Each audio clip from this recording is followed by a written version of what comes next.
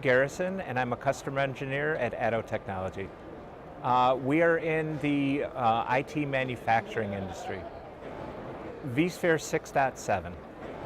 It's performed wonderfully. We do research and development and how our products can be best used into a vCenter, vSphere environment. The vCenter management is huge, ease of use, the simplicity of it, but the fact that it gives us, with the Enterprise Plus version, pretty much all the tools that we need right on hand that work great with our products, that we can help our customers make their data centers run a lot smoother. For us, we have a lot of customers that use VFRC, so the ability to put that together, and now with 6.7 to have full multipathing support. We do a lot of fiber channel work, we do a lot of fiber channel support. That just makes it really, really easy with some of our own items to get them out there to the customers that need them. We have not done a lot with that. Some of our customers are inquiring about it. That really is their own choice to use. It's not something that we develop products for, and we have not begun to use it internally in our own environment yet.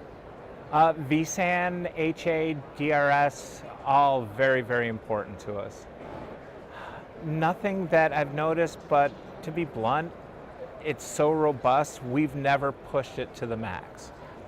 The redundancy, the failover, the ability to stay up and running 24/7, all the various tools that are in there, high availability DRS, very, very critical to us. Yes, as far as the simplicity, it is the easiest solution, especially with the vCenter management tools. As far as specific examples, I started way back in the days when we were using the client, the individual for client, and trying to manage multiple servers was really, really a headache. The ability to do it all, multiple data centers, multiple areas from one centralized location is huge. It's just gotten easier and easier. There's still some areas that would be nice to be able to find things quicker, but it's improved so much over the last 2 to 3 years that it's phenomenal.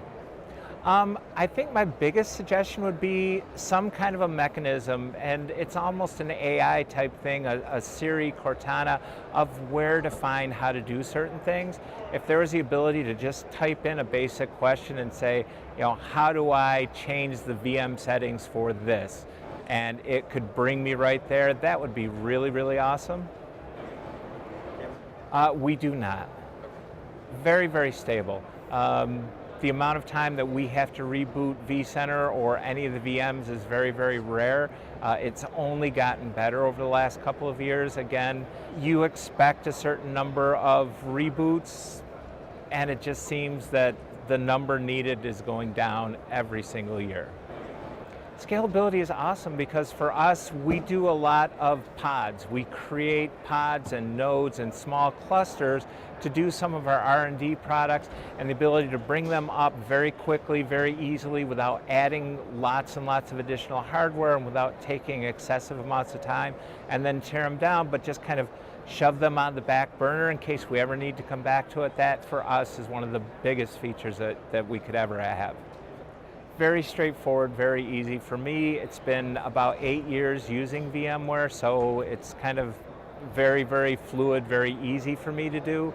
I've never really had any kind of a problem. They're very awesome, quick to respond to us, the interactions, sometimes you get the email exchanges for a while, but once you get somebody on the phone, they get in, they dive in, they fix it, it's done.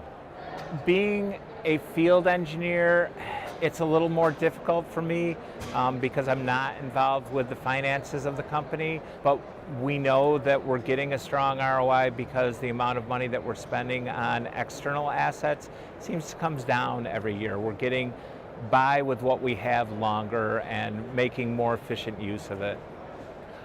We were previously using standalone servers.